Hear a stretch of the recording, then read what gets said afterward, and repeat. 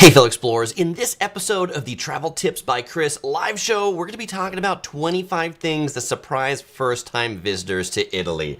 And the first thing that often surprises visitors to Italy are the meal times. And for many people around the world, Italian meal times can seem quite late. Lunch and dinner, in particular, often much later than in most other countries. What time is lunch in Italy? Lunch in Italy is often around 1 p.m. or later, which, I don't know, maybe that's not so bad, but lunch can also be a long, relaxed affair.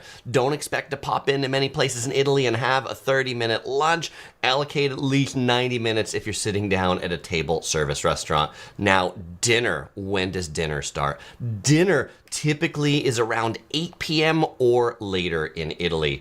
If you like to eat early, like 5 or 6 p.m., you will often find nothing open. If you're in the big touristy towns, Rome, Venice, you're definitely going to find restaurants that are open that cater to tourists because the only people that are eating dinner at 5 or 6 p.m. in Italy are tourists. But if you find like 7 p.m., that's going to be like early for a lot of Italian restaurants. So also it's good to know that if you make a dinner reservation at an Italian restaurant, it's generally expected that you're going to be there the whole night. Like that's your table, you've got that table, and so they're gonna pace your service that way to be like you are here, you're not in a rush because you're out for dinner, so you're out to have a long, relaxed social affair. They're really seen as that rather than just as quick nourishment.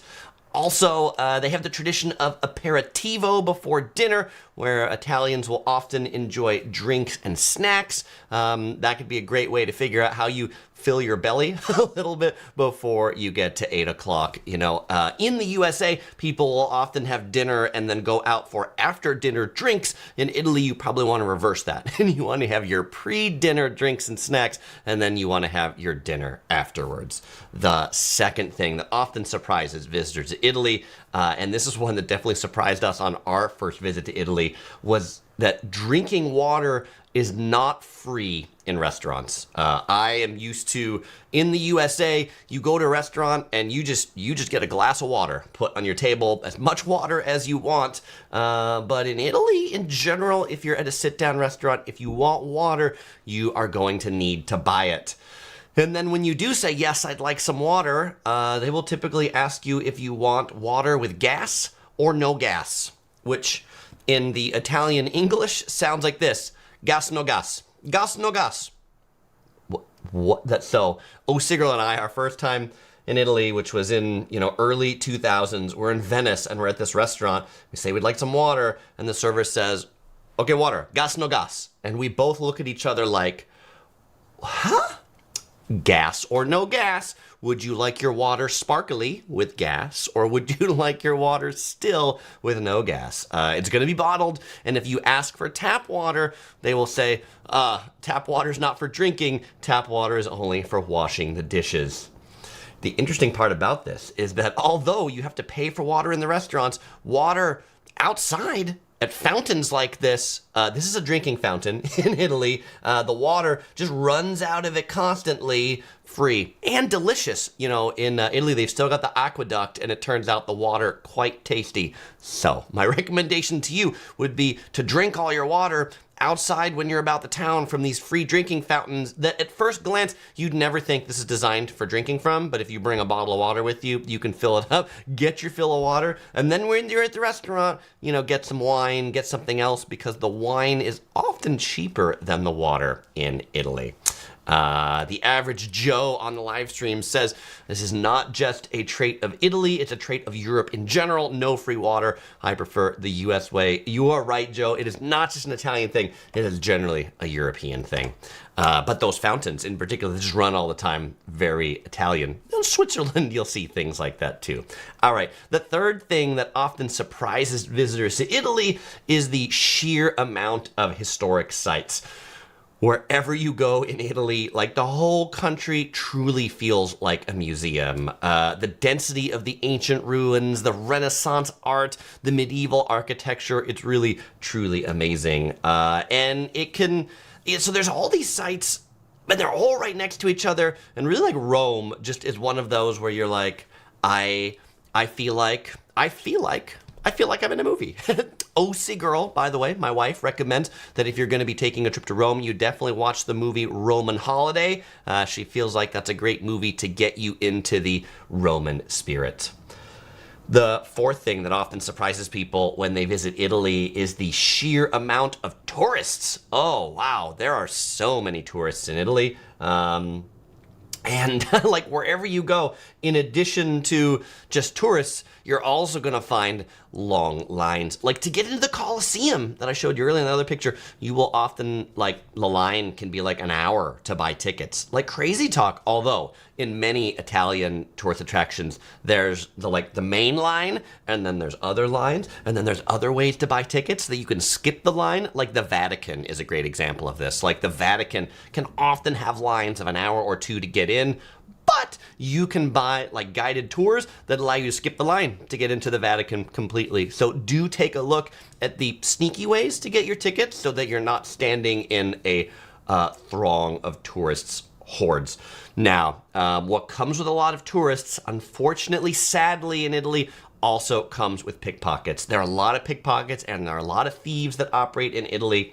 And on my announcement of this live stream, fellow explorer Ross commented on it that they felt like they needed to be an owl the whole time they were in Italy to keep a watchful eye on their stuff. And Ross said that this often doesn't get talked about on other channels, but they know it will get talked about here. And absolutely, I spend a lot of time talking about safety and those sorts of things. And that for a country with such a rich history, it's kind of sad that it is so full of petty crime that targets tourists. Now, my first experience or first exposure to this was actually before I went to Italy. I was talking to a friend of mine early 2000s before we were taking our trip. And he had shared, I said, oh yeah, we're planning a trip to Italy. And he had shared with me, he said, Chris, be careful of the pickpockets. They are really sneaky. He had the experience when he was in Italy getting hit by a pickpocket. And his experience was he was wearing a backpack. And in his backpack, he kept his wallet in like the small zippered pocket on the back. And he was, at some shop paying for something. And he put his wallet in the back pocket of his backpack. And as he was walking down the street, he didn't even feel it. But then when he looked sometime later to get his wallet from his backpack, the zipper wasn't opened, but there was a cut. There was a cut in the fabric of the backpack. Somebody with a knife had slit open the backpack to pull out the wallet from the bottom, which is what has led me to my obsession with PackSafe bags. This video is not sponsored by PackSafe, but anti-theft bags that are slash-proof, cut-proof, that you could lock onto things, which I would encourage you to think about how you keep your stuff safe when you go to Italy. One thing right here, some mail says, something that surprises some mail is that what's been holding me off is how expensive the Marriott Bonvoy hotels are. Well, I feel like that's the thing. Outside of the USA, Marriott hotels often very expensive. And you're right, some mail. In the big tourist cities of Rome, the hotels can be quite expensive. There's a question from Soham that says, is northern Italy better or southern Italy? I hear they're very different, like the east and west coast of the west coast of the USA. They are very different, and Soham, I'm going to talk through those similarities or differences as we go through. But I would generally say this one, like probably crime and pickpockets. Crime is more known to be in the south of Italy, less in the north of Italy. But certainly something here that we'll talk about that is also more in southern Italy is number fifth thing that surprised people before they go to Italy, which is the amount of graffiti. Yes, you are going to find graffiti, sadly, almost everywhere. You're going to find graffiti on historic buildings. You're going to find graffiti on apartment walls. You're going to find graffiti on the subway. I will never forget in Rome, the first time I took the subway, and the subway car pulls up to the platform, and literally the entire train is covered in graffiti. And by entire train, I mean on the outside, every single part of it, including the windows. Like from inside the train, you couldn't see out anymore because the whole thing was covered in graffiti. You could look at it one way as it's like an urban art project that pulls up to you. But in another way, I'm like, man, where do they park these subway cars that they get so tagged all up? This is definitely one that you're gonna see more prominent the more south in the more south that you go to. Yes, and Narrow Road says, this video is not sponsored by PackSafe, but it could be. It could be, that's right. And Kathy says, I have a PackSafe bag. I bought one after Chris's recommendation, and I hope you are enjoying it, Kathy.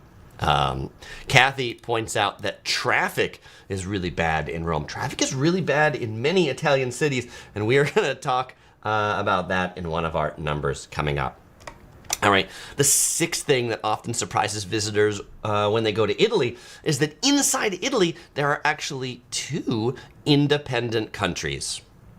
Most people know the first one, which is the Vatican. The Vatican right here, the most famous Vatican City. It became independent in 1929.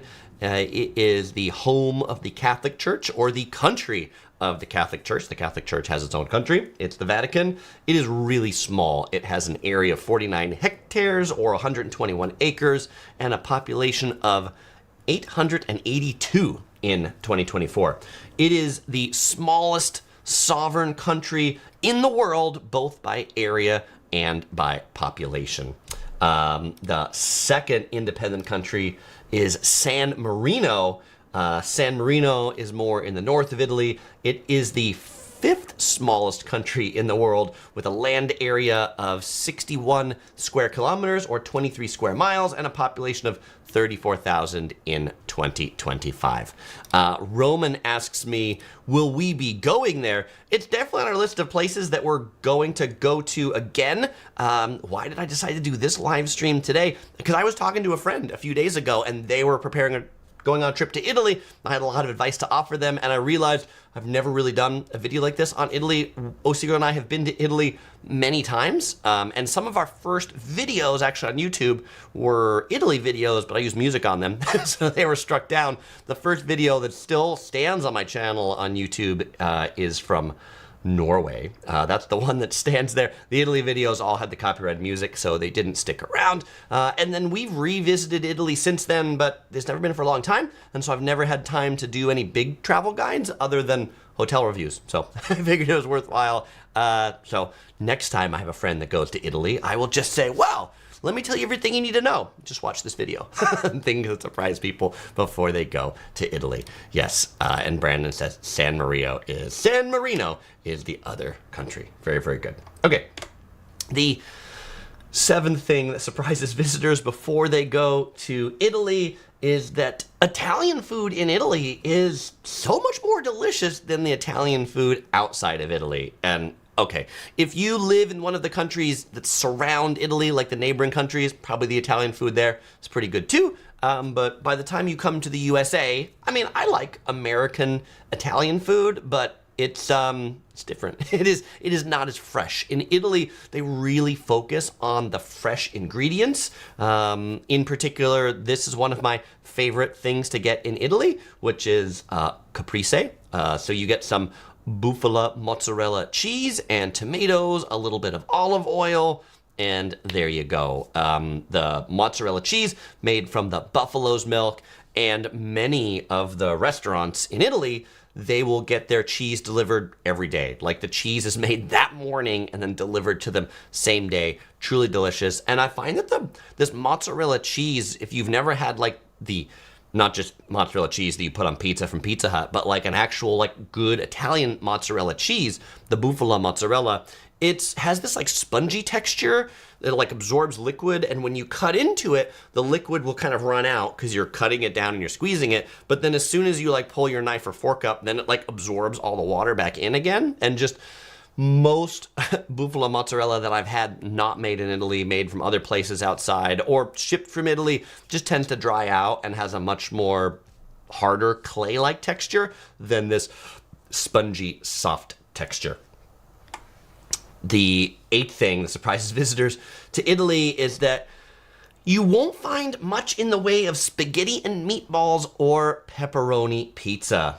it turns out that some of the dishes that are thought of as typically Italian, like spaghetti and meatballs or pepperoni pizza, are actually American Italian creations. Yes, to the USA. There were many Italian immigrants that came here and they adapted the food to American tastes, which have also then sprung around the world as part of, Pizza Hut, Domino's, these big pizza chains. But it turns out that pizzas look a lot more like this. You're going to get the margarita. You might get a spicy salami, but it's not going to be a pepperoni. Meatballs are usually smaller and are often served as a separate course just by themselves or with some lighter sauces. Pizza, different styles of pizza. You're not going to find a Pizza Hut type pizza or even a New York pizza. You'll find the Neapolitan style pizza, the pizza from Naples. And somebody in the chat says, the average Joe says, wait for the Naples story. I have a good Naples story coming up in probably number 22 or 23. So absolutely stay tuned for that one. The little emoji right there can give you a hint of what that is. So a Neapolitan style pizza or a Naples style pizza. Neapolitan. From Naples. That's where if you've heard that phrase, you never know where it comes from. Naples, from the South. The pizza will have a thin, handmade crust. You typically order a single pizza for yourself. It comes on a plate. The margarita pizza or the pizza that has tomato sauce, mozzarella cheese, and a little bit of basil is the classic pizza to get. And it'll be cooked really quickly. Like you'll order it and you'll get it 3 minutes later to your table. It is generally not served cut at all. Like there's no slices of it. And you get a knife and a fork and then you eat it with your knife and a fork. If you're in Rome and you're getting Roman pizza is typically served by weight. Rome has a lot more fast food type places, and so Roman pizza is typically a fast food kind of thing, but you tell them roughly how big of a piece of pizza you want. They cut it, they heat it, they weigh it, and then that's how you get it. And then if you're down really in the south in Sicily, then you get the Sicilian style pizza that are typically square pan or square slices of pizza. So definitely try the different regional pizzas as you there, but don't expect to find the ones that you're used to back home. You know, Costco in Taiwan has a Peking duck pizza. Not going to find that in Italy. The last food thing I want to mention before I go on to the next number, this was from OC Girl. She was surprised to find out that pasta carbonara, which is popular here in the USA, in Italy has no milk, no dairy, and it has a raw egg. That's how they make the pasta carbonara. And there will not be bacon or ham, which is what it's traditionally served with in the USA, but instead guanciale, which is cured pork cheek. And by the way, pasta carbonara, I think after we've had it in Italy, is one of those where like, oh, this is really tasty. It's not just pasta with Alfredo sauce and bacon. All right, I'm thirsty. What am I drinking? I should probably be drinking an Italian drink, but I didn't have any of those in the fridge. What do I have? Instead, I have a Japanese milk tea here. This milk tea, the Kirino Kocha milk tea from UCC, is from Okinawa, from the island of Okinawa.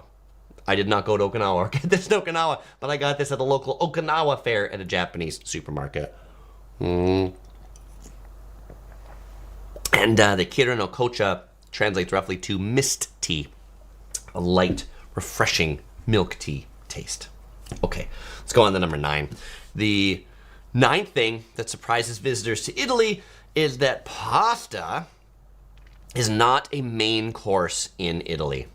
In the USA, in many countries, you'll go to a restaurant and you will order some kind of pasta. Spaghetti, pasta carbonara, and that will be your meal. But that is not a meal in Italy. That is something that you will have first, a primi, something you will have at the beginning, and then you will have a secondi, so something that's actually the main course, which is usually a meat. And they are typically served separate. So you will order the pasta, and then the pasta will come, and then you'll order the meat, and once you're done eating the pasta, then the meat comes, and then if you've ordered a salad, well, then the salad might actually come after the main course does. Like, the order of foods might be different than what you're used to, and also when they come at a time. Also, typically in Italy, like, these pasta places are like in northern Italy, not super big on the like family style eating, but if you go down south, then you might have more of the family style pastas. Point Traveler says, yes, it is typical. A typical Italian dinner is 3 hours. I agree. Like, you should allocate a really long time for a typical Italian dinner. And as the American in me just wants to like get in and get out. Like, let's eat and let's go. But you gotta let it go. You gotta let it go, right? You know, when in Rome, as they say, when in Rome, do as the Romans do. Allocate the time, relax, take a load off, and be Italian. Some male says I should be drinking San Pellegrino. I should be drinking San Pellegrino. You are right. Some male says, how unauthentic of Italy to not have Pizza Hut or Olive Garden. I know. Look, Australia has Outback Steakhouse, so we should definitely get an Olive Garden in Italy. Who's with me? Who wants to go in on that franchise? Anybody? Is this thing on? Anybody? No takers? All right. The 10th thing that surprises people when they go to Italy is the really, really old infrastructure. I mean, maybe it's not that surprising because I just told you the whole country really feels like a museum. But it's not just the fact that the buildings are old and that they've got cool statues, but that like, because the buildings are old, the roads are old, they were built a long time ago, they weren't built very wide, the streets are really narrow, the streets are really windy, the streets are often cobblestones. And so we heard Kathy say how bad the traffic is. Traffic can be really bad across Italy in the big cities, and not just because of not just because there's a lot of people on it, but because all these cars on the cobblestone road, on the twisty turns and things like that just makes it for even worse of a traffic snarl. But that does bring us to number 11, which is the driving is crazy. The driving is absolutely crazy. And I have driven a number of times in Italy. And it really seems like most of the traffic laws, like Italy has traffic laws, but it really seems like most of them are merely suggestions about how you should drive. And the Italians, they kind of do what they want. I am super surprised that there aren't more accidents in Italy.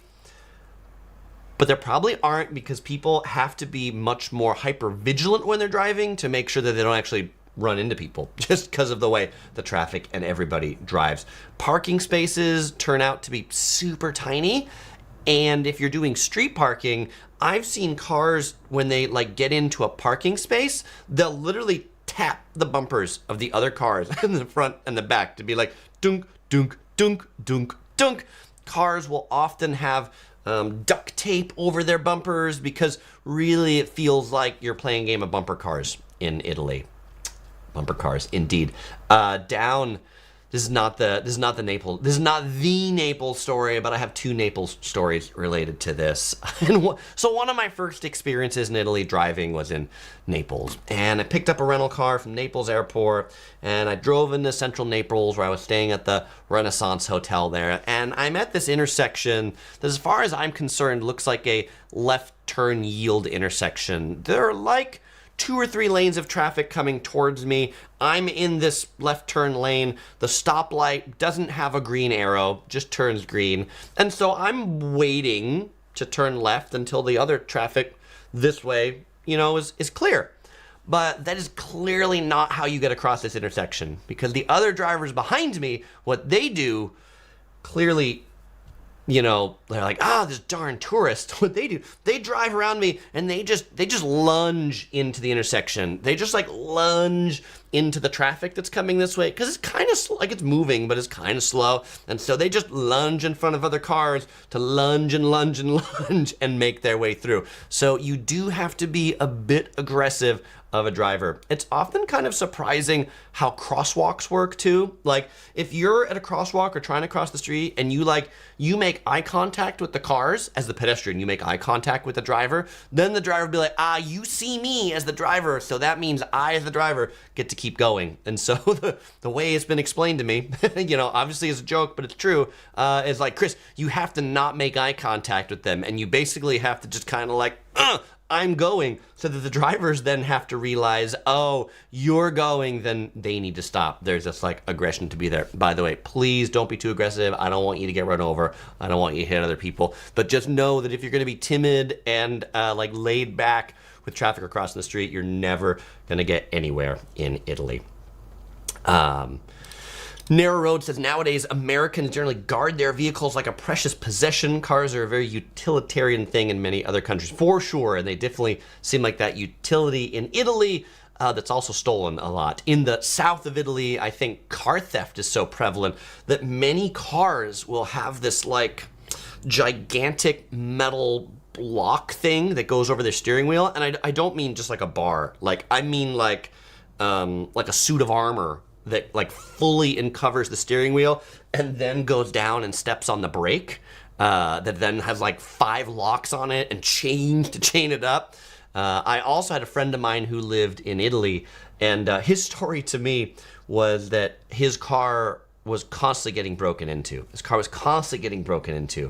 And so what he does now, when he parks his car, is he leaves the glove box open to show that there's nothing in it, and he has written a little note in Italian that he's stuck on the window, and he says, the doors are unlocked, there's nothing in my car, please open them and take a look if you'd like, but please don't break my windows. And ever since he did that, it turns out nobody breaks into his car anymore. So there you go.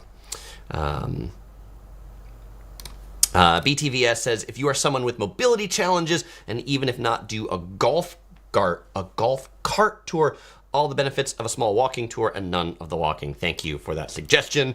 Points Traveler says, Italy is definitely the opposite of Japanese traffic laws, which are heavily enforced. Yes, for sure.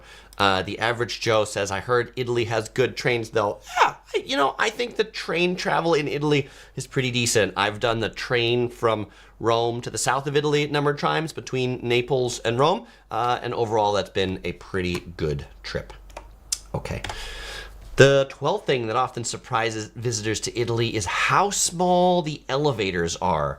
And not just how small they are, but then when they are small, they will post like a capacity in the elevator, like an elevator like this, and it'll say capacity of 10 people. And I get in it, and OC Girl gets in it, and the Curious Princess would get in it, and it would be full. The 3 of us, it would be full, but yet we look at the sign and it's like capacity 10. How are 10 people gonna fit in here? I don't know, maybe this is the much more skinny or svelte Italians as opposed to the big Americans. It's also surprising that many hotels actually don't have elevators. And maybe it shouldn't be because of the historic infrastructure. Many of these hotels are in old buildings, but if you do have mobility challenges and you need an elevator to get to your room, definitely check to make sure the hotel you're staying at actually has one, or if not, make sure you ahead request a room on the ground floor. Yes, Soham says, is that Topher all grown up in that photo? That must be. That was when I went to Adobe Firefly and I typed in elevator that is too small filled with a ton of pandas. That is what I got. So there we go. The 13th thing that often surprises visitors to Italy is the coffee culture. The first part is coffee is really good in Italy. And I am generally not a coffee drinker in most parts of the world because I don't like bitter coffee. Like, I don't like the bitterness of coffee in many places of the world. But the coffee in Italy, you can find a lot of places where the coffee not bitter.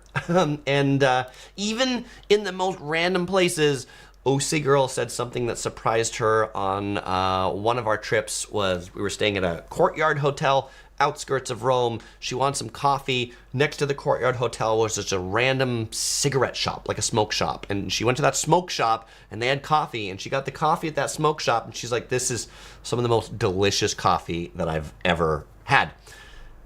It's also surprising to people the types of coffee, the names of coffee. If you order a latte in Italy, you're just going to get a glass of milk. That's what you'll get with your latte.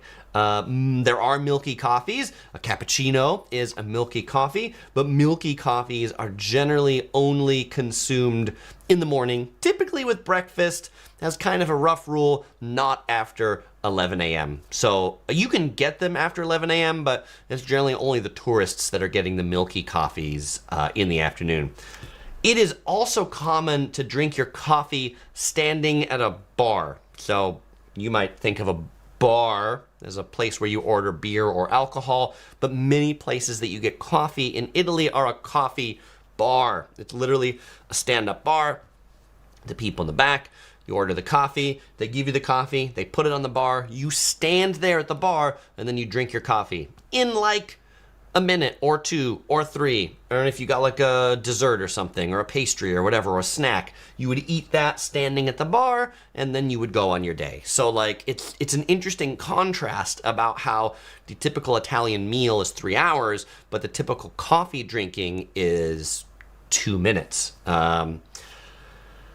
Now, the basic coffee, espresso, really is meant to be consumed quickly. That's not 2 minutes, that's like 1 or 2 sips. And lingering too long at the espresso bar, the coffee bar is going to be frowned on because they're like, we want to turn this around so more people can come in here and drink their coffee. Along with your espresso, you will generally get served a small glass of water. This is actually for you to drink to cleanse your palate before your first sip, not afterwards. And also, it's surprising to many people that taking coffee to go or take away, not a thing in Italy. Really, most coffee is served in actual cups like this to be consumed there, and takeaway is a relatively rare or new practice, particularly catering to tourists. Points Traveler says, knock it back and get out of there. That's right. Retired in Florida says maybe that allows for faster digestion of the caffeine as to why they don't do their cream coffee in the afternoon. Maybe that's just they need to get that shot right there.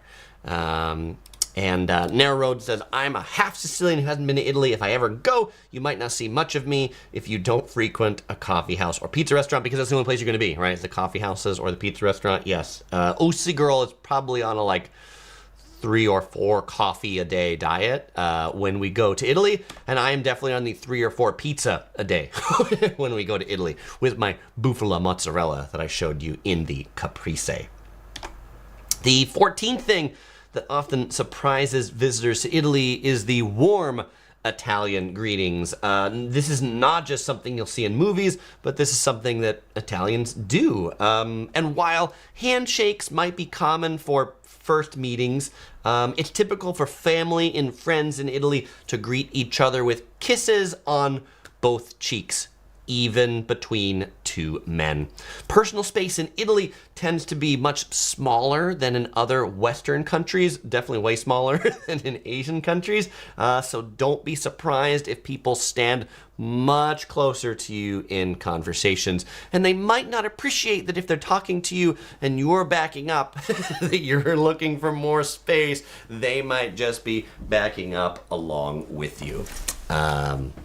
The 16th thing that surprised visitors when they go to Italy is that Italian cities can be quite noisy. That's the next one. The 15th thing that surprised visitors to Italy is that many Italian shops and restaurants close midday. They often observe this thing called riposo, a midday break that typically lasts for a couple hours in the afternoon. It's time for a leisurely lunch and a rest for the staff of the restaurant or the shop. And so you will find many smaller establishments generally closing between 1 and 4 p.m. So if you're looking at like, when do you want to do your shopping if you're out in a small town or things like that, before 1, after 4 o'clock, we're going to get to the evening stroll in a little bit, but that's absolutely a thing. And so you might actually find a lot of the shops tend to be open into the evening a little bit more. You know, use that 1 to 4 time to go visit the museums, go visit the historic sites. Okay. The 16th thing now, here we go on Italian cities are quite noisy. Italian cities are quite noisy. certainly traffic, certainly cars, certainly motorcycles, and those in particular because the narrow streets, the stone buildings tend to really just funnel the sound up and down and around.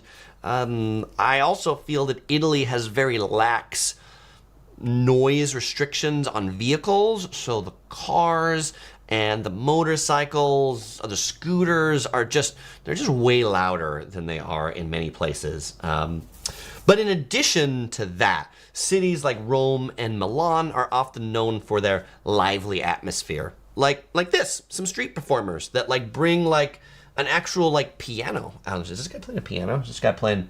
No, this guy's playing a what do you call that instrument? The one that has the hammers, right? This is a significant investment to come out on the street, but the streets and the squares, they're noisy and they're lively. They've got music, they've got people speaking loudly. You should be careful if you get a hotel room that's on a busy street with a window that's too thin, because you might be hearing the people talking out in the street pretty late at night, because Italians are generally quite expressive communicators and may speak louder than you are used to. Danielle says the riposo is Spain's siesta's Italian cousin. Absolutely is.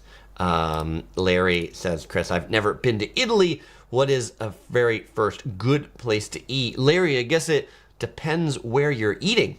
There's a lot of different places to eat. But certainly pasta carbonara, one of my favorite things to get in Italy. We've talked through that earlier. The Naples pizza. I feel like Naples as a city just has really good eats. Honestly, I've not been disappointed by many meals in Italy.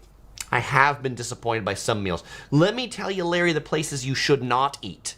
In Italy, if you see a restaurant that outside advertises that their menu is available in 16 different languages, give that one a pass. If you see the restaurant a tour bus pulled up and a bunch of people from the tour bus go to it, avoid that restaurant too. You definitely want to eat at the restaurants that the locals eat at. And so that's also going to be the ones for dinner that are open later at night.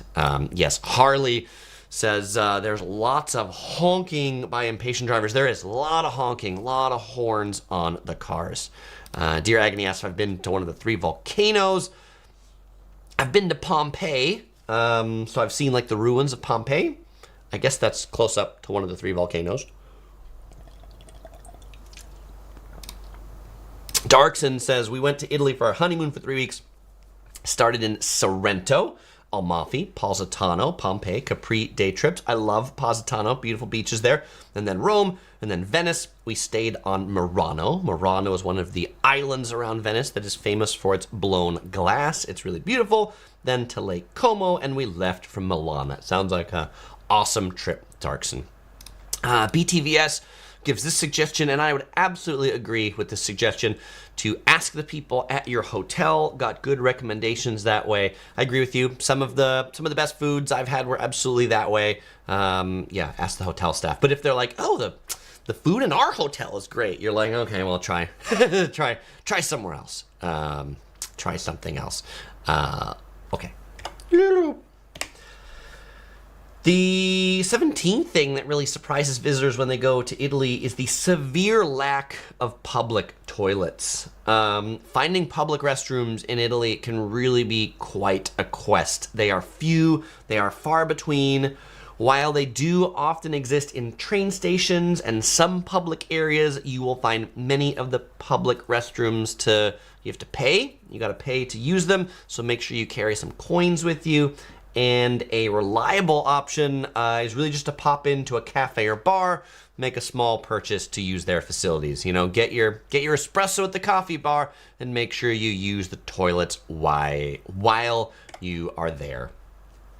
The 18th thing that surprises visitors when they go to Italy is how slow the pace of life is. That's why I put the pictures of the flowers here. Because flowers are kind of a slow pace, right? Primarily outside the major cities, it can really feel slower and more relaxed than in many Western countries, which is really an interesting contrast compared to the driving. We've talked through the driving. It's really aggressive, really loud. The Italians like to drive as fast as they can. And then when it comes to getting out of their cars and being out in the world, they really like to spend a lot of time sitting around the fountain, relaxing. The restaurant wait staff, they're not going to be in a rush to serve you because they don't want to make you feel rushed by them rushing. The concept of punctuality in Italy can differ from what many visitors are used to. The 19th thing that surprises visitors when they go to Italy is how delicious the gelato is. And gelato is not just ice cream, and I wouldn't even just call it Italian ice cream.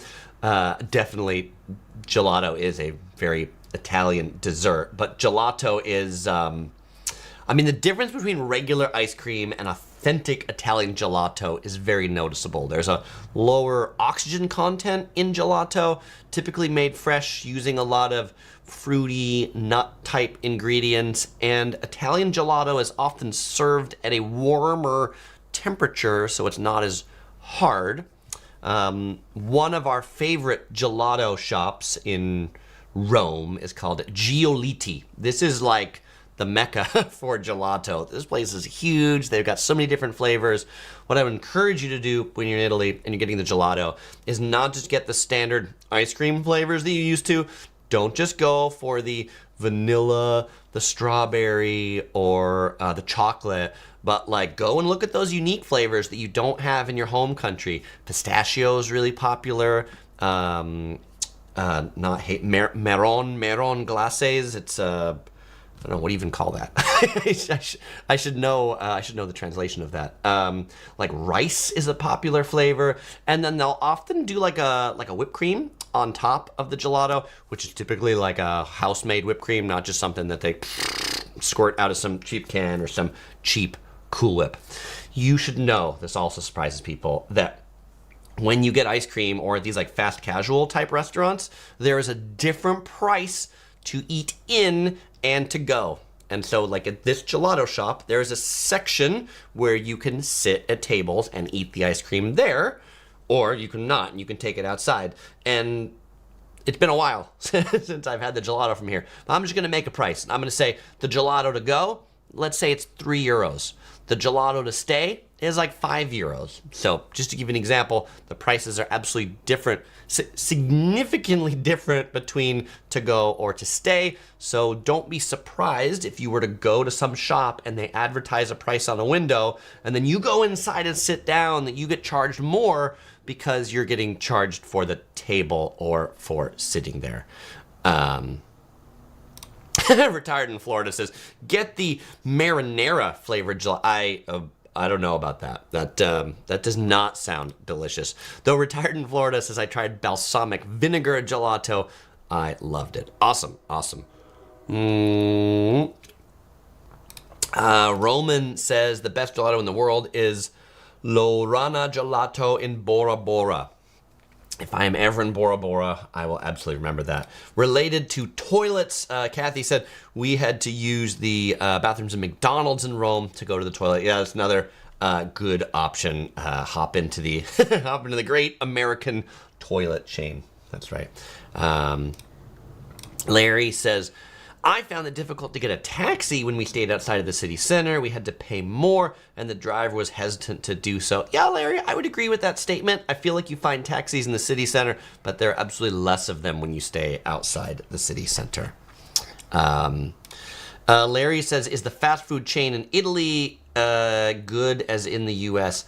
There's not, there's certainly the American fast food chains in Italy, like McDonald's, but I can't really think of any, Italian fast food chains that are like delicious. That's not really like a thing that they lean into. Maybe the exception to this rule would be like in the train stations and in some of at the rest stops along the motorways or the highways. There's I would call like a chain of cafeterias. It's like Auto something, like the logo has like an A on it. And those places are pretty good as like a Italian quick cafeteria sort of thing. Like when you want some pasta and you want it quick and you want to get in and out in 15 minutes, those auto something cafes, pretty tasty. Alex really likes Paradiso Gelato in Laguna Beach, which is a pretty solid gelato place in Orange County, where I'm from. They've also got a location in Newport Beach too. Points Traveler says, which Italian city has the best food? Why I'm still going to get to my Naples story. I think some of the best Italian food I've had has been in Naples. I am partial to Southern Italian food because I like a lot of tomato and marinara saucy kind of things. All right, but I'm open to other people's thoughts. What has been your favorite foodie city in Italy? My least favorite foodie city in Italy is definitely Venice. Venice is just a gigantic tourist trap when it comes to food. There's not many locals that live there, and so those restaurants know that pretty much everybody coming in there, most people are just in Venice for one day. They don't have to be good. They just have to be there. The 20th thing that surprises people when they go to Italy is the lack of air conditioning. Many older buildings and smaller establishments and even some hotels may have limited or no air conditioning, especially outside the peak summer months. This is one of the hotel reviews that I did in Italy, which this is the Renaissance Naples Hotel that I told you about. This is like a hotel where you might be able to set the temperature, but you're lucky if it does anything. Many of these hotels, even the Marriott Bonvoy kind of like chain ones, you might just find it's got like 3 fan levels. How fast do you want the fan to blow? And the air that comes into the room is just a constant temperature. Like you don't have any way to set it. Like they set it centrally. So if you are someone who needs good air conditioning to sleep, you need to be cold, you need modern air conditioning, you should really check. You should really check on that hard, because you might even find that even if they do advertise they have air conditioning, it may not be adequate to the level that you expect. Points Traveler says, I love the tube TV. I know. It's like, it's old school. It's like, I didn't stay there that long ago. It was 10 years ago, but 10 years ago, tube TVs were like still not really a thing, but it was just like one of these, like, that's the charm of this hotel room. Oh, by the way, I guess if you look at my suitcase here, I got like an In-N-Out Burger sticker up on that suitcase right there. Okay. The 21st thing that often surprises visitors to Italy is the evening stroll. Yes, this is legitimately a thing that Italians, in the evening, once it cools down, will often go out to the city's main commercial district for a stroll. I'm going to use Naples as an example. Naples has this one main street that runs through the city center, and it's pretty devoid of life most of the time. But from about 6 to 8 p.m., you're just going to find it full of all the locals as they're going out for their evening stroll. So that's a pretty fun time to go out. The 22nd thing that often surprises visitors to Italy is religion's influence, really across the whole country and across all life. The Catholic Church plays a significant role in the daily lives of many Italians, influencing everything from holidays to festivals to social norms and values. You will see many people cross themselves as they, and I don't know what the appropriate way, up, down, left, right, left. It's not a Catholic, clearly not a practicing Catholic. But you will see that as a common sight when people go by a church like this. They will cross themselves. Even if they're driving, you may see people do that. Closing things on Sunday, observance of the Catholic holidays, really big things in Italy. And tons of churches. The other thing about churches is there are so many churches across Italy that don't, like, if you like church, like if you like the architecture inside of churches, I would encourage you to not just go to like the main ones like the Vatican, St. Paul's Cathedral, like go to the lesser churches, because even the lesser churches we have found to be really quite beautiful. Okay, there's Alex says, I feel like you've told the Naples story before. I'm going to get there. We're almost there. We're almost 25. Just got a couple more to go. All right, the 23rd thing that surprises people.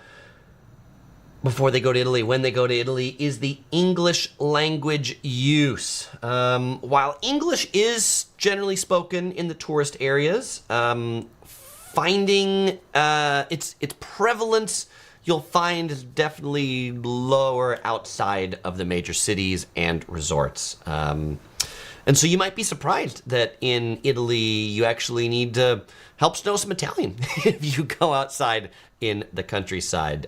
In the big cities in Rome and Venice and places like that, you will generally find most signs to be like this, to have some Italian and some English on it. This is the walk to Italy. There's a really big Italy. It's a big Italian supermarket with lots of restaurants. If another one, if like you're looking for a place to eat in Rome, I would check out the Italy Ostiense, which is at this air terminal. Ostiense, which is basically like a like a disused like they call it an air terminal, but I feel like it was a railroad that went to the airport or something like that. Like, it's not as big as an airport. It feels like a small airport terminal. It's like 4 stories and big like that. Lots of great food in there. Okay, it's time for the Naples story now. All right. So the 24th thing that people will be surprised about when they go to Italy is littering, particularly in the south of Italy. And 13 years ago, when I visited Naples, one of the times I visited Naples, I made this video titled Naples, Italy, the City of Trash. And Naples is famous for its trash strikes. Due to mafia control of like the trash facilities, many of the trash workers would strike often. This is not just like an occurrence one time. Often the trash workers strike, and so the trash is just left to pile up out in the streets amongst the trash cans. But I said littering, so this is more than just trash strikes. It is common in southern Italy that when you are done, I shouldn't say when you, because you wouldn't do this. In southern Italy, when one is done with their beverage like this, they finish drinking their bottled drink. What do they do with it? They just throw it wherever they are. Just throw it. If they're driving a car, they just throw it out the window. They're walking down an alley, they just throw it at the wall. And you might be like, Chris, no. Yes, I was flabbergasted. I was flabbergasted walking, the first time I saw this, walking down an alley in Naples, 20 feet from the guy in front of me. He finishes like a soda bottle, puts the cap on it, and just throws it at the wall. Not at a trash can, not near a dumpster, just, going about his business. So expect to see some trash. If you happen to be there when there's a trash strike, then you can expect it to be really smelly. And if you really want to see what Naples looks like when there's a trash strike, go check out that video. I'm not discouraging you from visiting Naples. The area is really beautiful, still worth a visit, even if there's a trash strike, but it's just one of those things that I had, yeah, BTVS says, are you allowed back after that? I've been back since that, and I don't think I insulted people by going like, this is what it is. There is these trash strikes. And I don't think the people who live in Naples like their trash strikes either. BTVS also says in the language, Duolingo will not really prepare you. Fortunately, Google Translate is good. Thank you for the suggestion. Danielle says, I'm not Catholic, but went to Catholic school, and I'll do the sign of the cross on occasion. Haven't done so in some time. St. Paul's Cathedral is in London. St. Peter's Basilica is in the Vatican. Thank you. I was recently in London, so I had St. Paul's Cathedral on the head, St. Peter's Basilica in the Vatican. That's why I love doing the live streams. You can save me from from the litany of comments later. Okay. Tiffany says, have you ever been to Germany? Yes, we have been to Germany. Frankfurt, Munich, and there's a castle. There's a famous castle that the Disneyland castles were modeled after. So we were there in Munich for Oktoberfest one year. So you can search for Yellow Productions in Munich and you'll find some good videos on that. All right, the 25th thing that surprises visitors when they go to Italy is the small hotel rooms. Here's a review I did of the Rome Marriott Grand Hotel Flora, which has a king-size bed in it, and you can see not a lot of room in that room outside of the king-size bed. And even though it was a nicely appointed room, I like that Marriott. If you're going to Rome and you're looking for a solid hotel and you're a Marriott Bonvoy member, that's a good one. Solid breakfast, decent air conditioning in there, rooms are pretty quiet.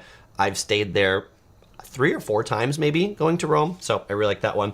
I also like the Boscolo Hotel that's around the main fountain square in Rome. That one's pretty good too. But you will often find, even when they talk about the bed sizes, if they advertise a double bed, might be smaller than you think of as typical double bed. Might be 2 singles that are pushed together. So those are the things that surprised us when we've been to Italy, and that I've heard surprise other people when they go to Italy. What surprises you? And let's open up to Q&A.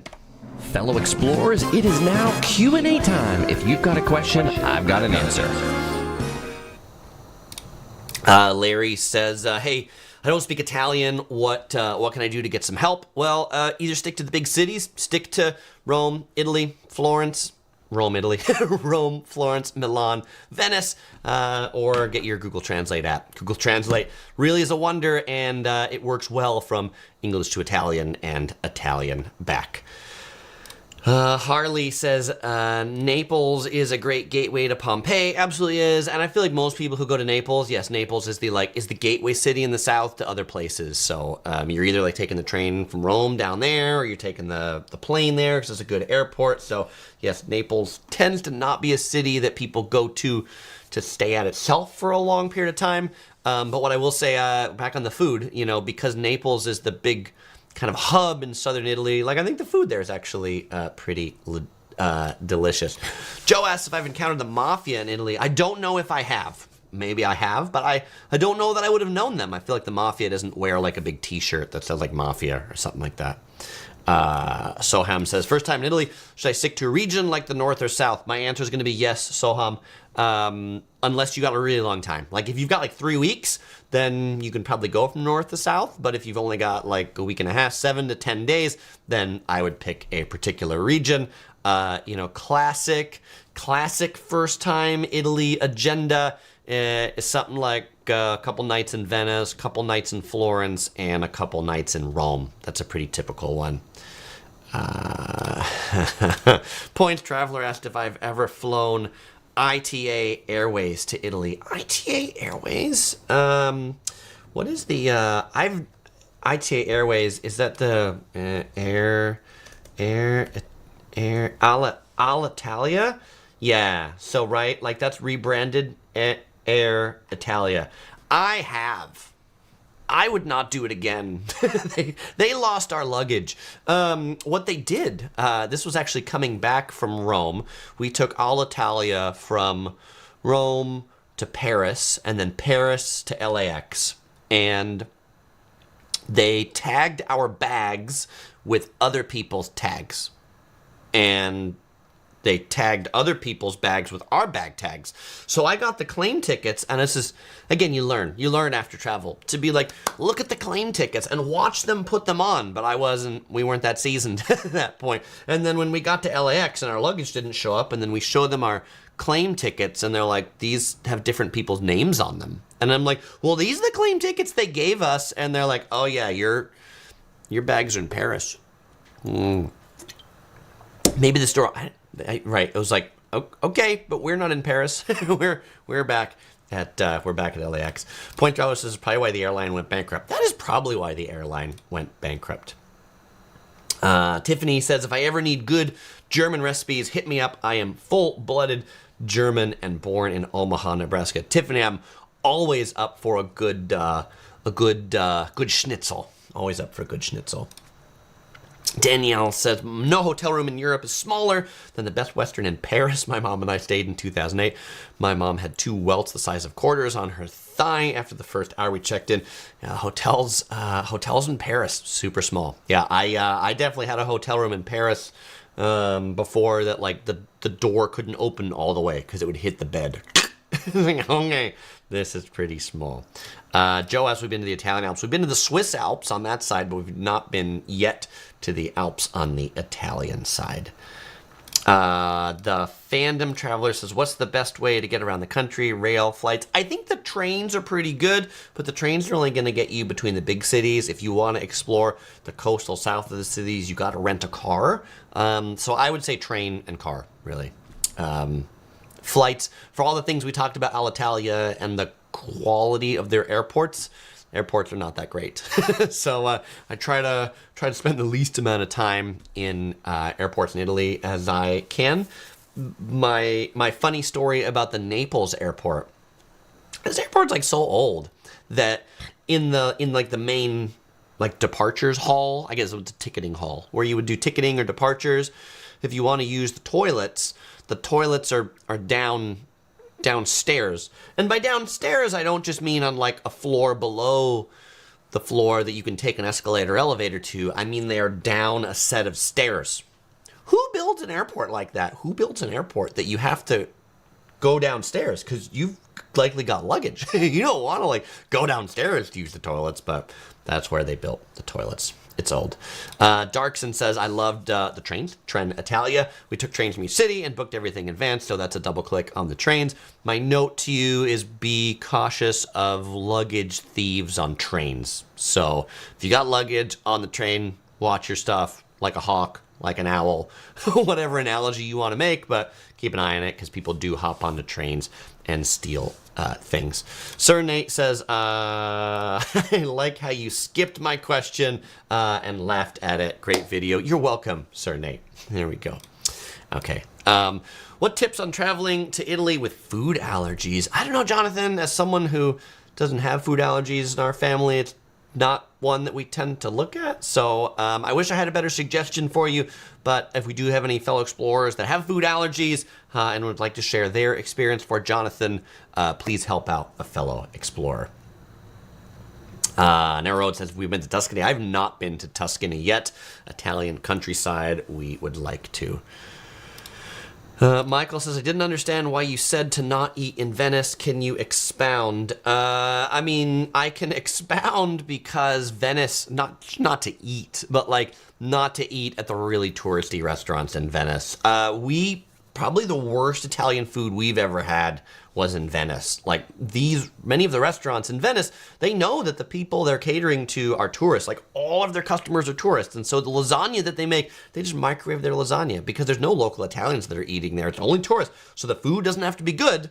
They just have to be near hungry customers. If you're hungry, you will eat just about anything. So I think you have to be extra diligent when you're looking in Venice or a lot of these big touristy centers. You know, if they advertise their menu in 16 different languages out in the front, that's usually the one that you want to give a pass because you're like, definitely no locals eat at this place. Lydia suggests that they have apps for food allergies. All right, thank you for the suggestion, Lydia. Tiffany says, have you ever checked Singapore Airport? I love Singapore Airport, one of my favorite airports in the world. Larry asked if I've been to Hawaii, and Alex says, yes, he's been many times and has some great videos. I've been to Hawaii many times, thank you, as Alex knows quite well. BTVS says, I also had bad food in Venice because I was naive and assumed whatever I found would be good, which is a reasonable assumption in most of Italy. Just throw that assumption away in Venice. Really, almost any other city, anything you'll find will be good, but in Venice, it's really not. It's more the other way. Like most of the restaurants are bad and a few are good.